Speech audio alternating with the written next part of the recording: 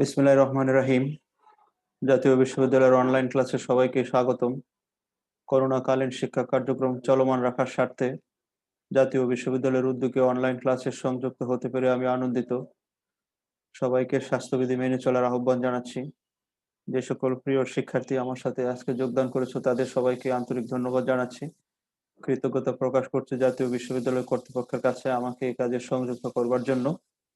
তো যে বিষয়ের উপরে আমাদের আলোচনা হবে সেটি হচ্ছে নিউক্লিয়ার ফিজিক্স এবং এর বিষয় কোড হচ্ছে 232709। আজকে যে অধ্যায়ের উপরে আমরা এই মুহূর্তে আলোচনা করব সেই অধ্যায়ের নাম হচ্ছে আলফা ডিকে। এটি 4th চ্যাপ্টার। কথাগুলি রিপিট হবে, একটু ধৈর্য সহকারে শোনার জন্য অনুরোধ রইল। কন্টেন্টস হচ্ছে alpha instability, fine structure, large range of alpha particle spectra and nuclear energy levels, theory of alpha decay. তাহলে আলফা অবক্ষয়ের কারণ আমরা শুরুতেই জেনে নিব। আলফা অবক্ষয়ের কারণ, তার আগে আমাদেরকে একটু জেনে নিতে হবে আলফা কণা কি।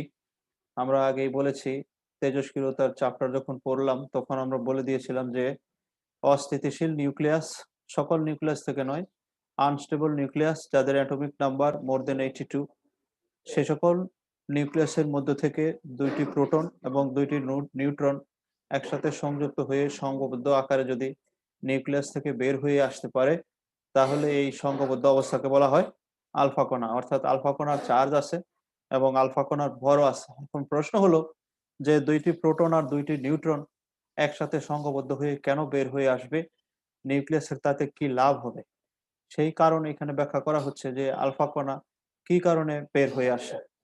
তো আমরা আগেই জানি যে নিউক্লিয়াসের ভিতরে যারা অবস্থান করে তারা হচ্ছে নিউক্লিয়ন, এবং নিউক্লিয়নের মধ্যে যে বল ক্রিয়াশীল থাকে সেই বলকে বলা হয় short range strong nuclear force, এবং এটি আবিষ্কার করেছেন জাপানের বিজ্ঞানী Yukawa in the year of 1935। আর একটা বল নিউক্লিয়াসের অভ্যন্তরে থাকা বা যে সকল কণারা আছে তাদের মধ্যে ক্রিয়াশীল, সেটি হচ্ছে কুলম্ব ফোর্স। এটি আবিষ্কার করেছেন জার্মান পদার্থবিদ কুলম্ব, এবং তার মতে ধনাত্মক চার্জিত কণাগুলি একে অপরকে বিকর্ষণ করে। দ্যাট ইজ, নিউক্লিয়াসের অভ্যন্তরে দুই ধরনের বলের উপস্থিতি আছে। একটা হচ্ছে কুলম্ব ফোর্স, এটা বিকর্ষণ ধর্মী, আর একটা হচ্ছে নিউক্লিয়ার ফোর্স, এটি আকর্ষণ ধর্মী। এখন নিউক্লিয়ার ফোর্সের একটা বিরাট বৈশিষ্ট্য হচ্ছে যে নিউক্লিয়ার ফোর্স সবগুলা কণা একে অপরকে আকর্ষণ করতে পারে না, কারণ হচ্ছে নিউক্লিয়ার ফোর্সের স্যাচুরেশন ধর্ম আছে। আর কুলম্ব ফোর্সের এই ধর্ম নাই। কুলম্ব ফোর্স নিউক্লিয়ার ফোর্স থেকে তুলনামূলকভাবে একটি লার্জ রেঞ্জ বা লং রেঞ্জ ফোর্স। নিউক্লিয়াসের অভ্যন্তরে যত প্রোটনই থাকুক তাদের মধ্যে বিকর্ষণ বল অবশ্যই কার্যকর থাকে, কিন্তু নিউক্লিয়াসের অভ্যন্তরে প্রোটনের সংখ্যা যদি 10-এর বেশি হয়ে যায় সেই ক্ষেত্রে দেখা যায় যে আকর্ষণ বল আর থাকে না, তাদের মধ্যে বিকর্ষণ কার্যকর হয়ে যায়, এবং এই বিকর্ষণ বলের মান জেড স্কয়ারের সমানুপাতিক। এখন 10-এর বেশি যদি প্রোটন যাদের আছে তাদের ক্ষেত্রে দেখা যায় যে প্রোটনের সংখ্যার চেয়ে নিউট্রনের সংখ্যা তুলনামূলকভাবে বেশি। ইন জেনারেল আমরা বলি যে প্রোটন এবং নিউট্রন সমান কি, 10 পর্যন্ত সমান আছে, 10-এর পরে গেলে দেখা যায় যে সকল মৌল আছে 10-এর পরে তাদের ক্ষেত্রে প্রোটনের থেকে নিউট্রনের সংখ্যা একটু বেশি। এর কারণ হচ্ছে যে নিউট্রনের সংখ্যা যদি বেড়ে যায়, এটা পরমাণুর স্থিতিশীলতার জন্য পরমাণু নিজে নিজেই করে থাকে, যে যদি নিউট্রন সংখ্যা বাড়ে তাহলে নিউট্রনের মধ্যকার যে আকর্ষণ বল, কারণ আমরা জানি যে নিউক্লিয়ার ফোর্স চার্জ ইন্ডিপেন্ডেন্ট, চার্জের উপর নির্ভর করে না, অর্থাৎ নিউট্রনে হয়, প্রোটনে হয়, আবার প্রোটন নিউট্রনেও হয়। তাহলে নিউট্রন সংখ্যা যদি বাড়ে তাহলে নিউট্রনের যে আকর্ষণ ধর্মী যে বল, অথবা প্রোটন নিউট্রনের যে আকর্ষণ ধর্মী বল, এটা বাড়বে। কিন্তু নিউট্রনে কোনো বিকর্ষণ বল নাই। যেহেতু বিকর্ষণ বল নাই, আর যেহেতু নিউট্রন গুলো ঢুকলে পরে প্রোটন থেকে প্রোটনের মধ্যবর্তী দূরত্ব বেড়ে যাবে, সেহেতু নিউট্রনের সংখ্যা বাড়লে আমাদের দুইটা লাভ। একটা হচ্ছে নিউক্লিয়ার বলের মান বাড়বে, আর একটা হচ্ছে বিকর্ষণ ধর্মী কুলম্ব ফোর্সের মান কমবে, অর্থাৎ পরমাণু বা নিউক্লিয়াসটি বেশিক্ষণ স্থিতিশীল থাকার একটা সম্ভাবনা তৈরি হবে। এখন এরপরে দেখা যাচ্ছে যে যদিও এই অবস্থায় একটি নিউক্লিয়াস স্থিতিশীল থাকার চেষ্টা করে, তবুও 200-র বেশি নিউক্লিয়ন যুক্ত নিউক্লিয়াসগুলি এত বড় হয়ে যায় যে নিউক্লিয়ার বল তাদেরকে আর ধরে রাখতে পারে না, এবং এই ধরনের নিউক্লিয়াসে আলফা ক্ষয় করে নিউক্লিয়াস আকারে ছোট হয় এবং স্থিতিশীল অবস্থার মধ্যে আসে। আলফা কণা নির্গত হলে আমরা তেজস্ক্রিয় ক্ষয়ের সরণ সূত্র থেকে জেনে আসছি যে প্রোটন সংখ্যা কমে 2 আর ভর সংখ্যা কমে 4। ফলে নিউক্লিয়াসের সাইজটা একটু ছোট হয়ে আসে, অর্থাৎ কোলম্ব রিপালসিভ ফোর্সের মানও ক্রমান্বয়ে কমে আসতে থাকে এবং নিউক্লিয়াসটি ক্রমান্বয়ে স্থিতিশীল অবস্থার দিকে ধাবিত হতে হতে একসময় স্থিতিশীল হয়ে যায়। এবং আমরা দেখেছি তেজস্ক্রিয়তার যে সিরিজগুলো আছে, সেই সিরিজগুলার প্রথম দিককার যত বিকিরণ আছে সবগুলোর ডিকে মোডই হচ্ছে আলফা। অর্থাৎ আলফা নিঃসরিত হলে পরমাণু স্থিতিশীল হয় দ্রুত, কারণ এখানে নিউক্লিয়াস স্থিতিশীল হয় দ্রুত কারণ এখানে নিউক্লিয়াসের সাইজ খুব দ্রুত কমে যায়। যাই হোক, এখানে আমাদের এই স্লাইডে যে কথাগুলি বলা আছে সেই কথাগুলি আমি আগেই বলে রাখছি, যে এইখানে যেই কথাটা লাইন শেষের যে প্যারাটা আছে, যে সকল নিউক্লিয়াসের জেড সংখ্যা is greater than 83 and A is greater than 209, সেসব নিউক্লিয়াস স্বতঃস্ফূর্তভাবে আলফা কণা নিঃসরণ করে স্থায়ী নিউক্লিয়াসে পরিণত হয়। আলফা ক্ষয়ের বৈশিষ্ট্য: আলফা কণা নিউক্লিয়াসের অভ্যন্তরে সর্বদা নিজস্ব সত্তা নিয়ে অবস্থান করে। এই কণাগুলি নিউক্লিয়াসের ভিতরে সর্বদা নিরবচ্ছিন্ন গতিতে আছে এবং কণাগুলি নিউক্লিয়াসের ভিতরে পারস্পরিক বিভব প্রাচীর দ্বারা আবদ্ধ থাকে। বিভব প্রাচীরের উচ্চতা যাই হোক না কেন, প্রতিটি সংঘর্ষে আলফা কণার এই প্রাচীর অতিক্রম করার সম্ভাবনা আছে। এটাকে টানেল ইফেক্ট বলা হয়। আমরা একটু 1 মিনিট বা 2 মিনিট এই কথাটা বলে আসি যে নিউক্লিয়াসের যে বিভব কূপ সেটার গভীরতা হচ্ছে 25 MeV, অর্থাৎ 25 ফুট গভীর একটা কুয়ার ভিতরে যদি কোনো ব্যক্তি পড়ে, যে লাফ দিয়ে 8 ফিট উপরে উঠতে পারে। Everybody, I request you to be attentive. একটা কূপের গভীরতা 25 ফিট। এখন এর ভিতরে একজন লোক পড়ে গেছে যে লাফ দিয়ে 8 ফিট উঠতে পারে।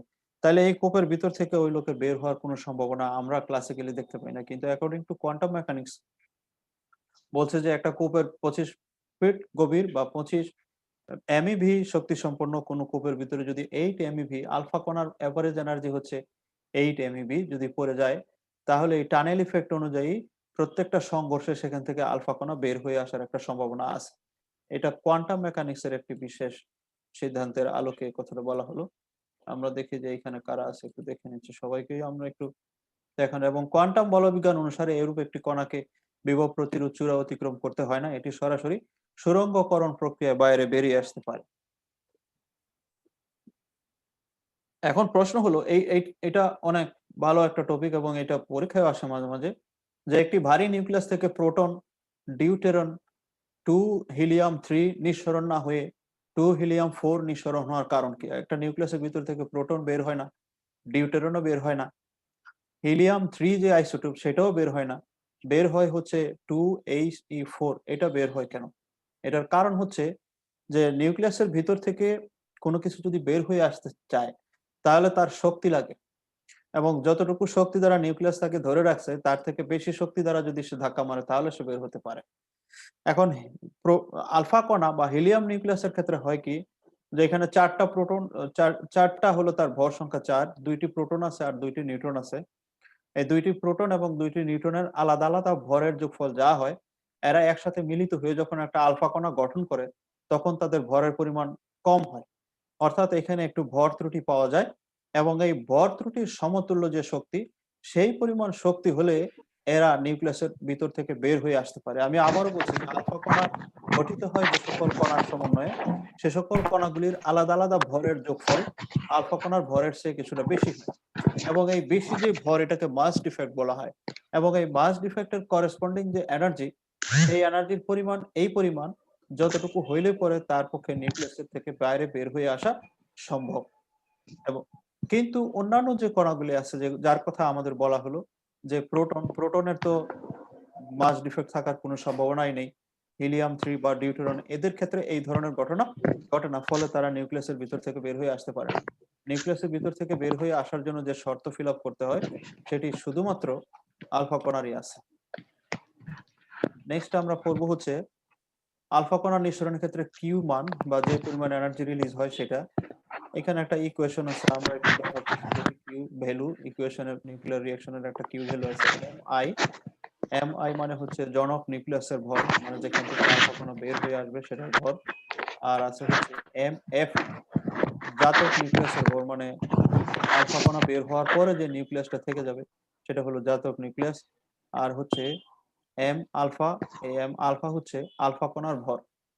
তাহলে জনক নিউক্লিয়াস থেকে জাতক নিউক্লিয়াস এবং যেটা বের হলো তাদের ভর বাদ দিলে যেটা থাকে সেটা হলো যেই ভরটা শক্তিতে পরিণত হবে এবং সেটাকে সি স্কোয়ার দ্বারা গুণ করলে যে রেজাল্ট বের হবে সেটাই হচ্ছে কিউ। এবং ভাঙনের জন্য কিউ এর মান ধনাত্মক হতে হয়, অর্থাৎ এই ভ্যালুটা প্লাস হবে, এবং এখানে শুধুমাত্র আলফা কণার জন্য এই মান ধনাত্মক, অন্যান্য কণার ক্ষেত্রে এই মান ঋণাত্মক, ফলে আলফা কণাই কেবলমাত্র বের হয়ে আসতে পারে, অন্য আর কোনো কণা এখানে বের হয়ে আসতে পারে না। আলফা কণার গতিবেগ এবং শক্তি এখানে যারা আছে প্লিজ ওপেন ইউ ক্যামেরাটা একটু অন করো। অন করলে আর এমন কি ক্ষতি হয়? এইখানে যারা আছে, হ্যাঁ, এই পেজটাই মোটামুটি ক্যামেরা অন করা আছে। চৌম্বক স্পেকট্রোগ্রাফের সাহায্যে আলফা কণার গতিবেগ এবং শক্তি সঠিকভাবে নির্ণয় করা সম্ভব। নির্দিষ্ট চৌম্বক ক্ষেত্রের মধ্যে আলফা কণার গতিপথের বক্রতার ব্যাসার্ধ পরিমাপ করে এর গতিবেগ ও শক্তি বের করা যায়। আমরা একটা we will derive a formula here to calculate the velocity and the energy of alpha particle. এখানে বলা আছে যেই চুম্বক ক্ষেত্রের ভিতর দিয়ে আলফা কণা গতিশীল করব, সেই চুম্বক ক্ষেত্রের তীব্রতা হলো ক্যাপিটাল এইচ। আর চুম্বক ক্ষেত্রের ভিতর দিয়ে আলফা কণা গতিশীল হলে যে বৃত্তাকার পথে ঘুরবে সেই বৃত্তের ব্যাসার্ধ হলো আর, এবং আলফা কণা যেই বেগে ঘুরতেছে সেই বেগ হচ্ছে ভি। আমরা এটা দেখলাম। তাহলে এইখানে একবারে সরাসরি লিখে ফেলা হয়েছে এইচ কিউ বি, আর ডান পাশে লেখা হয়েছে হলো এম বি স্কোয়ার বাই আর। আমি ইকুয়েশনটা ভেঙে বলছি যে চুম্বক ক্ষেত্রের ভিতর দিয়ে যখন কোনো চার্জ গতিশীল হয় তখন তার উপরে ক্রিয়াশীল বল এফ সমান সমান কিউ বি ক্রস বি, মানে Q V B sine theta. কিউ হলো চার্জ, যেখানে এই যে আমাদের এইখানেও আছে, এই যে কিউ হলো আলফা কণার চার্জ, ভি যেই বেগে চলমান আলফা কণার সেই বেগ ভি, আর যেটা আমরা ভি বলি Q V B sine theta, এই বিটা আমরা এখানে প্রকাশ করছি এইচ দ্বারা, আর থিটা ধরা হয়েছে 90 ডিগ্রি, সেই জন্য Q V H sine theta, sine 90 মানে হচ্ছে কিউ বি এইচ। এইটুকু হচ্ছে কেন্দ্রমুখী বল, আর কেন্দ্রবিমুখী বল হচ্ছে এম ভি স্কোয়ার বাই আর। তাহলে এইখান থেকে যদি আমরা এই ক্যালকুলেশন করি তাহলে এখান থেকে ভি সমান সমান আসবে হচ্ছে Q by M into H R. This is equation 1। এই ভি যদি এক পাশে আমরা ইকুয়েট করি, এখানে এইচ চৌম্বক ক্ষেত্রের তীব্রতা, কিউ আলফা কণার চার্জ, এম হলো আলফা কণার ভর, আর বৃত্তাকার পথের ব্যাসার্ধ, এই সকল মানের সাহায্যে আলফা কণার বেগ নির্ণয় করা যায় বাই ইউজিং দ্য ইকুয়েশন 1। আমরা আলফা কণার বেগ নির্ণয় করতে পারি, আর বেগ যদি আমি নির্ণয় করতে পারি তাহলে তো আমরা শক্তিও নির্ণয় করতে পারবো। এখন এই আলফা কণার বেগ এবং শক্তি নির্ণয় নিম্নলিখিত কারণে গুরুত্বপূর্ণ। একটু তোমাদের, হ্যাঁ, এই যে এই পাশে আসলাম, দেখা যাক এখানে কারা আছে। এখানে যারা আছে তারাও একটু থাকো প্লিজ। হ্যাঁ, একটা মেয়ে নাদিয়া আফরিন, সে খুব ভালোভাবে ক্লাস করছে আমি দেখতে পাচ্ছি। যারা আছো সবাইকে আমার তরফ থেকে আবারও শুভেচ্ছা জানাচ্ছি ক্লাস চলাকালীন মাঝখানে। তো নির্ভুলভাবে নির্ণীত আলফা কণার শক্তি থেকে কিছু নিউক্লিয় প্রজাতি থেকে নির্গত আলফা কণার বর্ণালী জানা যায়। নিউক্লিয়াসের শক্তি স্তর নির্ভুলভাবে জানা যায়। আলফা কণার শক্তি নির্ণয়ের পদ্ধতি অনুসরণ করে প্রোটন ও ডিউটেরনের শক্তি নির্ণয় করা যায়। নির্ভুলভাবে নির্ণীত আলফা কণার শক্তি আলফা অবক্ষয়ের তথ্য উন্নীতকরণের জন্য দরকার হয়। এগুলা শক্তি নির্ণয়ের কি কারণ সেগুলো বলা হয়েছে।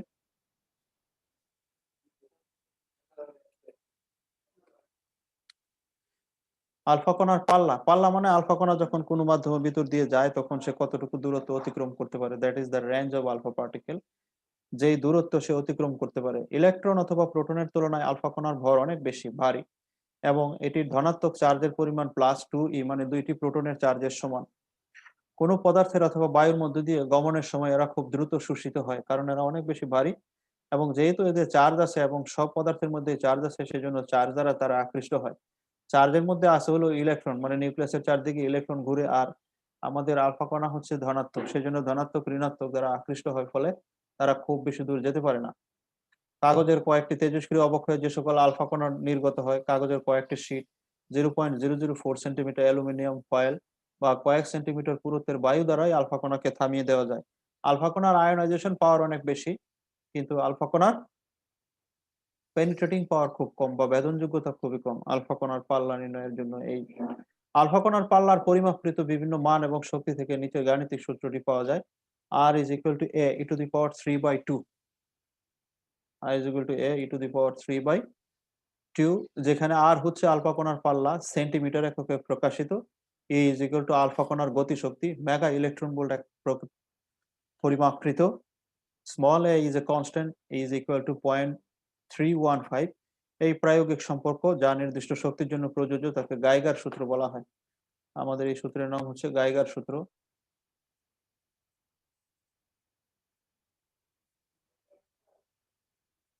কঠিন পদার্থে আলফা কণার পাল্লা R S for solid centimetre একক এবং বায়ুতে আর এর সাথে নিম্নলিখিতভাবে সংযুক্ত R S is equal to 0.312 R A to the power half by rho. এখানে র হচ্ছে কঠিন পদার্থের ঘনত্ব আর এ হচ্ছে কঠিন পদার্থের ভর। এগুলো এখানে ডেরিভেশন করা হচ্ছে না, শুধু আমি বলতেছি, সেই জন্য হয়তো তোমাদের একটু আনইজি লাগতে পারে।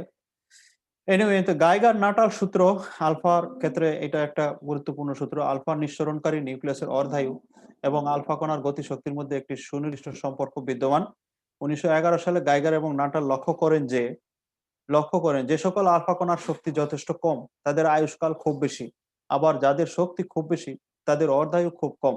বিভিন্ন তেজস্ক্রিয় পদার্থের অর্ধায়ু এবং আলফা কণার গতিশক্তি পরিমাপ করে তারা একটি সূত্রের মাধ্যমে উক্ত পরীক্ষামূলক সম্পর্ক প্রতিষ্ঠা করেন।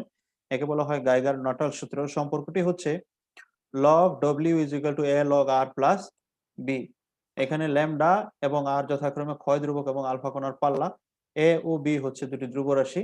আলফা কণার পাল্লা এবং গতিশক্তির মধ্যে সম্পর্ক R is proportional to E to the power 3 2। তাই গাইগার নাটাল সূত্রটি নিম্নলিখিত আকারেও প্রকাশ করা যায়, log lambda is equal to C plus D log E. আমি এখানে প্রতিপাদন করলাম না, আমি বললাম আর তোমরা দেখলা, এই আর কি। আলফা বর্ণালীর সূক্ষ্ম গঠনের বর্ণনা। এইখানে আমাদেরকে একটু সময় লাগবে, 2-4 মিনিট বেশি লাগবে। এটি আলফা চ্যাপ্টারের, আলফা ডিকে চ্যাপ্টারের অনেক বেশি গুরুত্বপূর্ণ টপিক। এটা অনেক সময় পরীক্ষা আসে এবং অনেক কথা বলা লাগবে এটা বোঝানোর জন্য। আলফা বর্ণালীর সূক্ষ্ম গঠনের explanation of fine structure of alpha spectrum. Alpha spectrum মানে বাংলা হচ্ছে বর্ণালী। অ্যাটমিক বর্ণালী আছে আমাদের, এই যে লেমেন সিরিজ, বেলমন সিরিজ, পেসকেন সিরিজ, এগুলো আমরা জানি যে এক এক কক্ষপথ থেকে ইলেকট্রন যখন অন্য কক্ষপথে যায় তখন যে বিকিরণ বের হয় সেই বিকিরণের একটি ফ্রিকোয়েন্সি বা ওয়েভলেন্থ আছে এবং সেই অনুযায়ী তার একটা কালার হয়। ফলে প্রত্যেকটা ইলেকট্রনের ক্ষেত্রে এই কালার নির্ণয় করে দেখা গেছে যে এদের কালারের মধ্যে কিছুটা ভিন্নতা আছে এবং এদেরকে পাশাপাশি যদি রাখা হয় তাহলে এই পুরাটাকে বলা হয় স্পেকট্রাম। অর্থাৎ কাছাকাছি তরঙ্গ দৈর্ঘ্যের জন্য তরঙ্গগুলির জন্য যে কালার হয় বা যে রং হয় সেগুলোকে যদি আমরা পাশাপাশি রাখি তাহলে সেগুলোকে বলা হয় স্পেকট্রাম। অর্থাৎ কোনো তড়িৎচুম্বকীয় তরঙ্গ বা যাই হোক বের হলে যদি কালার পাই আমরা, সেগুলার যদি সমান না হয়, কাছাকাছি হয়, তাহলে পাশাপাশি রাখলে যে জিনিসটা পাওয়া যায় সেটাই হচ্ছে স্পেকট্রাম। এখন আলফা কণার ক্ষেত্রে এরকম স্পেকট্রাম বা বর্ণালী আছে। অধিকাংশ আলফা সক্রিয় নিউক্লিয়াস থেকে, মানে যে সকল নিউক্লিয়াস থেকে আলফা কণা বের হয়, সে সকল নিউক্লিয়াস থেকে যে আলফা বের হয় তাদের শক্তি একই থাকে, মানে যতগুলো আলফা বের হবে সবগুলোর শক্তি একই হয়। অধিকাংশ ক্ষেত্রে বলা হয়েছে, সবগুলোর ক্ষেত্রে না। তবে কোনো কোনো ক্ষেত্রে শক্তির কয়েকটি বর্ণালী রেখা উৎপন্ন হতে দেখা যায়। অর্থাৎ কিছু কিছু আলফা ইমিটার আছে যেখান থেকে আলফা বের হয় এবং তাদের এনার্জি গুলো পর্যবেক্ষণ করলে দেখা যায় যে এখানে একটা সুনির্দিষ্ট কালার না পেয়ে একটা বর্ণালী পাওয়া গেছে। অর্থাৎ ভিন্ন এনার্জির আলফা নিশ্চয়ই এই নিউক্লিয়াস ইমিট করে। Sorry. In the year of 1930 বিজ্ঞানী রোসেনব্লাম শক্তিশালী চৌম্বক বিশ্লেষণের সাহায্যে কয়েকটি তেজস্ক্রিয় পদার্থ থেকে নির্গত আলফা কণার ভরবেগ অতি সূক্ষ্মভাবে বিশ্লেষণ করে দেখতে পেলেন যে, খুব ভালো করে খেয়াল করো, একই নিউক্লিয়াস থেকে প্রধান গুচ্ছের আলফা কণাগুলি বিভিন্ন শক্তি নিয়ে বের হচ্ছে। একটাই সোর্স, কিন্তু এখান থেকে যে আলফা কণাগুলি বের হচ্ছে তাদের শক্তি ভিন্ন, মানে ভিন্ন ভিন্ন শক্তি নিয়ে আলফা কণা এখানে বের হচ্ছে। তিনি খুব সূক্ষ্মভাবে ওদের ভরবেগ পরীক্ষা করে দেখছেন। একই ধরনের তেজস্ক্রিয় নিউক্লিয়াস থেকে নির্গত এরূপ স্বতন্ত্র শক্তি বিশিষ্ট আলফা কণাগুলি বর্ণালীর সূক্ষ্ম গঠন সৃষ্টি করে। সোর্স একটা, নির্গত আলফা কণাগুলির এনার্জি আলাদা আলাদা, স্বতন্ত্র, সেপারেট। অর্থাৎ তাদেরকে যদি আমরা এনার্জিতে কনভার্ট করি তাহলে দেখা যাবে সবগুলোর এনার্জি সমান না, আলাদা আলাদা। তার মানে এখানে একটা বর্ণালী সৃষ্টি হচ্ছে। এখন প্রশ্ন হলো যে একই সোর্স থেকে আলফা কণা বের হচ্ছে, তাদের এনার্জি ডিফারেন্ট হওয়ার কারণ কি? এটা হচ্ছে কারণ কি?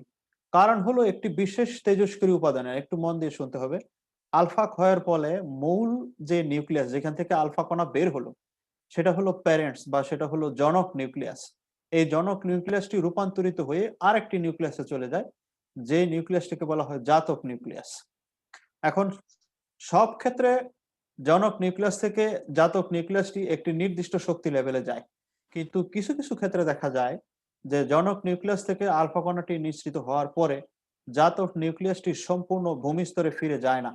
তারা উত্তেজিত অবস্থায় বা উত্তেজিত স্তরে বা এক্সাইটেড স্টেটে অবস্থান করে এবং এই এক্সাইটেড স্টেট একটা না, একটা জাতক নিউক্লিয়াস অনেকগুলো এক্সাইটেড স্টেটে থাকতে পারে। তাহলে অনেকগুলো এক্সাইটেড স্টেটে যদি থাকে, জাতক নিউক্লিয়াসটি যদি একাধিক স্টেটে থাকে, সেই একাধিক স্টেট থেকে পরে আবার সে গ্রাউন্ড স্টেটে ফিরে আসবে, কিন্তু সেই সময়ে সে গামা রশ্মি নির্গত করবে। মানে এক্সাইটেড স্টেটে চলে গেল জাতক নিউক্লিয়াস, এবং এক্সাইটেড স্টেট একটা না, ৪টা ৫টা ৬টা। আমরা একটা এক্সাম্পল এখানে দেখব, যেখানে দেখব যে এক্সাইটেড স্টেট আছে ৬টা, এবং ওইখান থেকে সে আবার গ্রাউন্ড স্টেটে যাবে, কিন্তু যাবে হলো সে গামা রশ্মি নির্গত করে।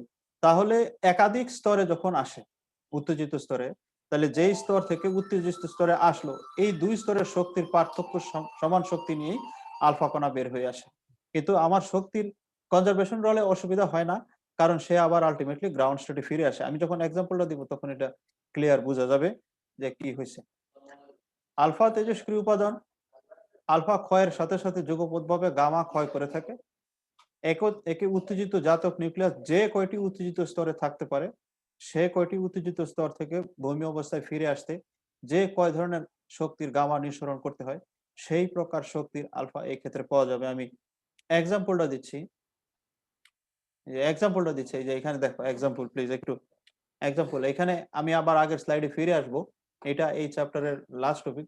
জনক নিউক্লিয়াস হচ্ছে এই যে 83Bi212, এটা হচ্ছে প্যারেন্ট নিউক্লিয়াস। একটু অ্যাটেনশন দাও। আলফা ক্ষয়ের ফলে উৎপন্ন জাতক নিউক্লিয়াসটি হলো এই যে Ti81208।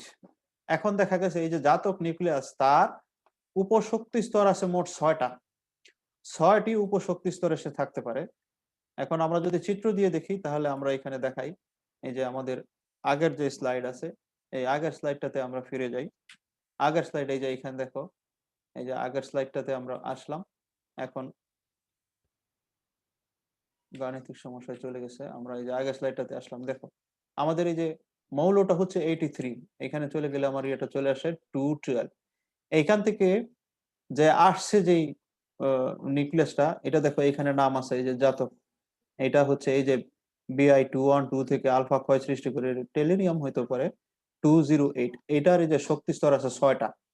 দেখো এই শক্তি স্তর হলো, এইখানে যদি আসে তাহলে এইখানে সে শক্তি হোল্ড করে 0.616 মেগা ইলেকট্রন ভোল্ট।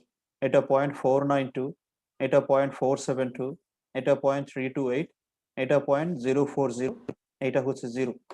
তাহলে এটা হচ্ছে গ্রাউন্ড স্টেট। একটু দেখো, তাহলে একেবারে প্যারেন্ট নিউক্লিয়াস থেকে সরাসরি গ্রাউন্ডে যে আসে, আসলে পরে যে আলফাটা বের হবে সেটা হচ্ছে টি আলফা। টি আলফা, কারণ আমার এই মৌলটার নাম হচ্ছে টি। তাহলে এইখানে আসার জন্য টি আলফা নট, নট মানে গ্রাউন্ড স্টেটে চলে আসলো। যেই পরিমাণ এনার্জি নিয়ে আলফা কণা বের হয়, তার শক্তির পরিমাণ হলো 6.203 MeV। আমি একটু উপরে যাই, হ্যাঁ এখানে থাকো। দেখো এখানে 6.203 MeV। এখন সরাসরি গ্রাউন্ডে আসলো না, এই যে দ্বিতীয় স্তর, এখানে দেখো 6টা আছে, 1 2 3 4 5 6, 1 2 3 4 5 6।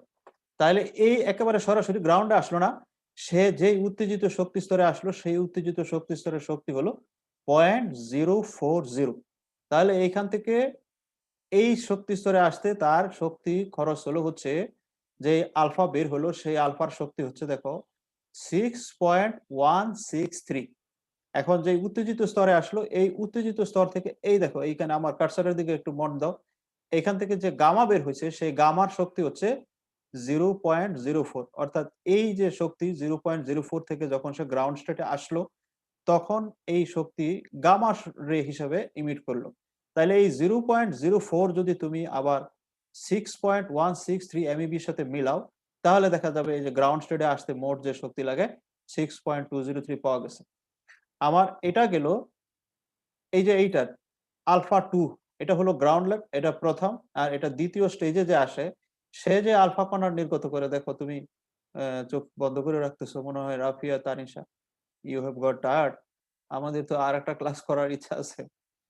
কেমন এই যেন তুমি একটু চাটা খেয়ে নাও, বাসায় যদি থাকো। কাউকে বলো তোমাকে একটু চাটা করে দিই, তাহলে তোমার টায়ার্ডনেসটা কিছুটা কমে যাবে। একটু একটু এই অ্যাটেনশন দাও। এটা স্পেকট্রাল লাইন্স বা fine structure of alpha particle, এটা অনেক ভাই ভাই ধরতে পারে। দেখো তাইলে এটা আসছে এইখানে, এটার এনার্জি হচ্ছে 5.875। তাহলে এই যে স্টেজ, এই স্টেজের এনার্জি হলো 0.328। এই 0.328 যদি এই 5.875 এর সাথে যোগ করা হয় তাহলে এই টোটাল এনার্জির সমান হবে। তাহলে এইখানে যে আসলো জাতক নিউক্লিয়াস, তার যে শক্তি এখানে রয়ে গেল 0.328। তাহলে এইখান থেকে দেখো এইখান থেকে একটা গামা বের হয়ে আসতেছে গ্রাউন্ড স্টেটে এবং এটার শক্তি হচ্ছে 0.328। অর্থাৎ যেই পরিমাণ উত্তেজিত স্তরে আসতেছে সেখান থেকে আলটিমেটলি সে একটা সময় গ্রাউন্ড স্টেটে ফিরে আসবে এবং যেই পরিমাণ শক্তি উত্তেজিত অবস্থায় ছিল সেটা গামা রে হিসেবে বের হয়ে আসবে। তাইলে এইটা দিয়ে আমি শেষ করে দিচ্ছি। এইটা এসে এইখানে পড়লো। এইখানে এই উত্তেজিত স্তরের শক্তির পরিমাণ হলো 0.472। আর এই উত্তেজিত স্তরে যখন আসে ডটার নিউক্লিয়াস তখন সে যে আলফা নির্গত করে তার শক্তি হচ্ছে 5.731। এই 5.731 MeV এর সাথে যদি আমরা 0.47 যুক্ত করি তাহলে আমরা এই গ্রাউন্ড স্টেটে সরাসরি আসলে যে এনার্জি সেটা সমান হবে।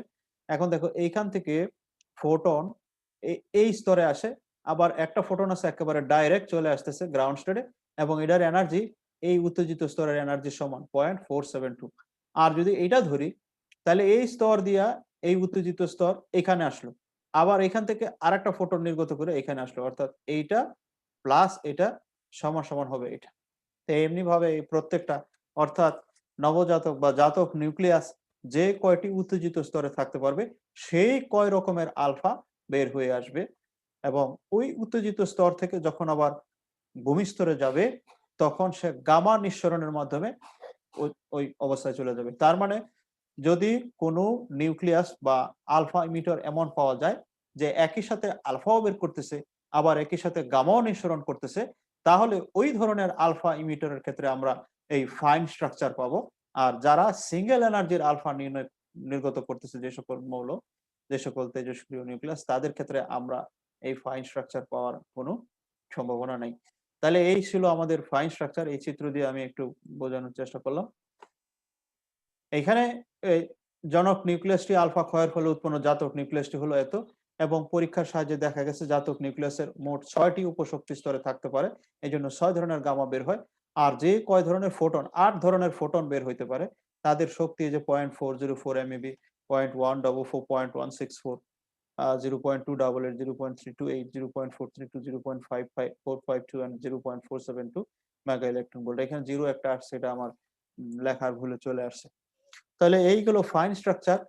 এখন একটা লাস্টলি তোমাদের জন্য একটা গাণিতিক সমস্যা আছে, এটা বলেই আমি আজকের ক্লাস শেষ করে দিচ্ছি। পরে আমরা ওইখানে দেখে নিব যে তোমাদের পক্ষে আজকে আর ক্লাস করা সম্ভব কিনা। যদি সম্ভব হয় তাহলে আমরা একটা করবো, না হলে আমরা পরের দিন আবার করবো।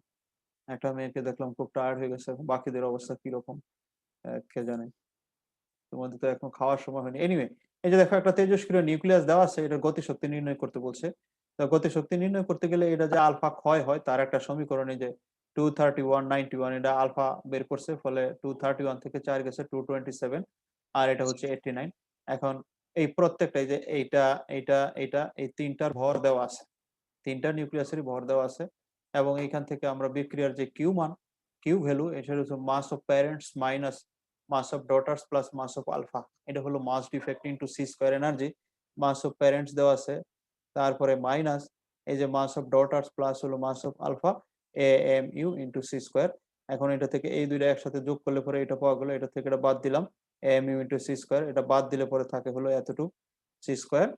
গুণ করার পরে এইসব হাবিজাবি ক্যালকুলেশনের পরে we will get a value 5.15108 mega electron, that is the Q value. এবং এটা প্লাস, দেখো এই কিউ ভ্যালুটা প্লাস, আমরা বলছিলাম যে ইমিশনের জন্য Q value plus is a must, otherwise এটা বের হতে পারবে না। তাহলে এখন গতি শক্তির ফর্মুলা হচ্ছে a minus 4 by a into Q.